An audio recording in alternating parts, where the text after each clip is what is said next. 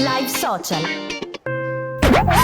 Ben ritrovati amici dei social, io sono Francesco e questo è Live Social, è il format di Radio Canale Italia che vi porta nel mondo dei professionisti con tanti amici e tanti ospiti che ci raccontano un po' delle loro passioni, un po' dei loro mondi.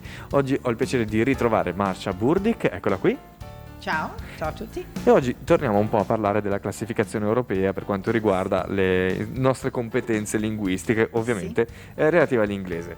Abbiamo analizzato un po' quali sono il livello di A1, A2, B1, B2 e oggi andiamo in serie A, anzi in serie C. Sì.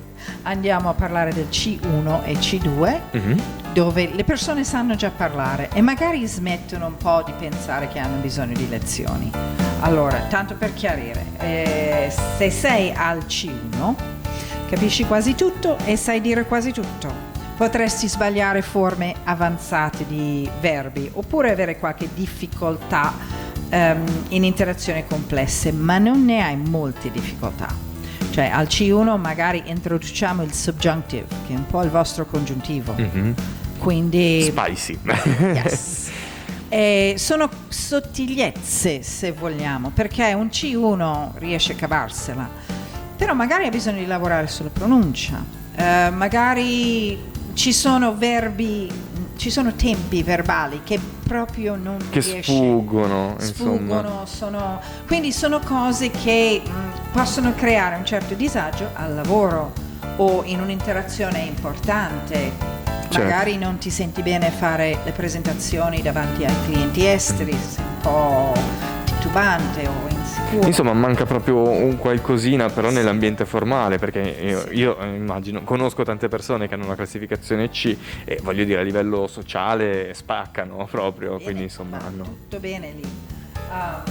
Ecco, hai detto una cosa interessante prima, ossia quello del fatto che sostanzialmente si può pensare di non avere più bisogno di lezioni. Sì. Ecco, questo potrebbe essere un errore però, giusto? Sì, è un errore.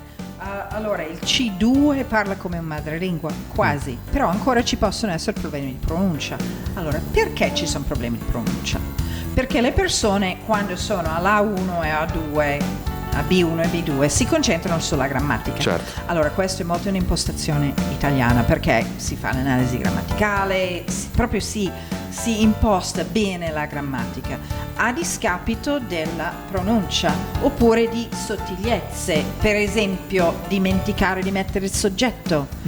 Persone avanzate che dicono is sunny today senza dire it is sunny today, quel it ci va messo. Assolutamente. Allora, un'altra cosa, leggere i numeri ad alta voce.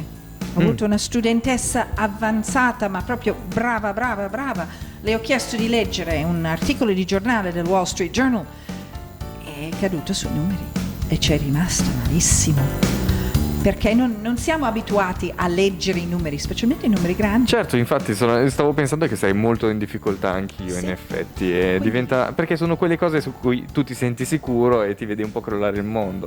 Ecco, qui vorrei tornare un pochino sul discorso che facevi prima, no? Che allenare la lingua è un po' come allenarsi in uno sport. Esatto. Insomma, non si è mai arrivati, guardiamo i più grandi campioni anche adesso. LeBron James è una persona che continua ad allenarsi giorno dopo giorno. Stesso se Cristiano, non vanno all'allenamento non vanno in campo. Esatto. Cioè, è ovvio. Quindi perché noi che dobbiamo magari lavorare, dobbiamo fare una presentazione a un cliente importante, ci dobbiamo preparare. Quindi magari in ufficio potreste fare Speak English Day come iniziativa vostra, oppure l'aperitivo in lingua, trovare qualcuno che fa un bar vicino a casa vostra, che fa una serata dove si parla inglese.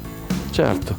Senti, una soluzione, visto che la socialità sta diventando un po' un miraggio, naturalmente, ce lo stiamo augurando di poter fare tutti gli aperitivi, guarda, anche in tedesco se vuoi, a questo punto. Certo. Però, ad esempio, i film in lingua o le serie TV in lingua, Ottimo. le consigli? Certo. Allora, certo li consiglio perché quello è allenamento dell'orecchio, l'ascolto è una delle 4 capacità. Abbiamo l'ascolto, la lettura, la scrittura e ovviamente speaking, parlare. Certo.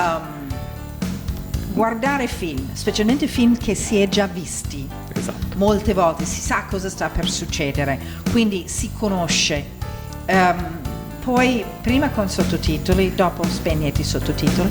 Una cosa volevo dire, per imparare a non tradurre mentalmente. Questo è importantissimo.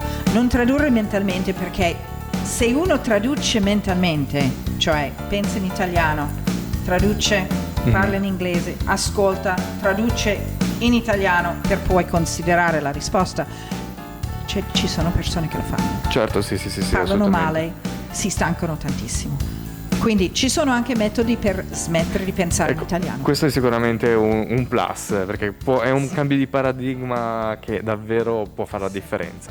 A questo punto, Marcia, sono curioso di sapere le prossime chicche. Io ti ringrazio per essere stata qui, averci presentato questi livelli molto importanti, e a questo punto rimando gli amici alle prossime interviste, sempre qui su Live Social, sui tuoi contatti LinkedIn, Marcia Burdick, e sul sito www.burdickcommunications.com. A presto Marcia, a presto anche voi. Grazie. Amici. Ciao. Live Social.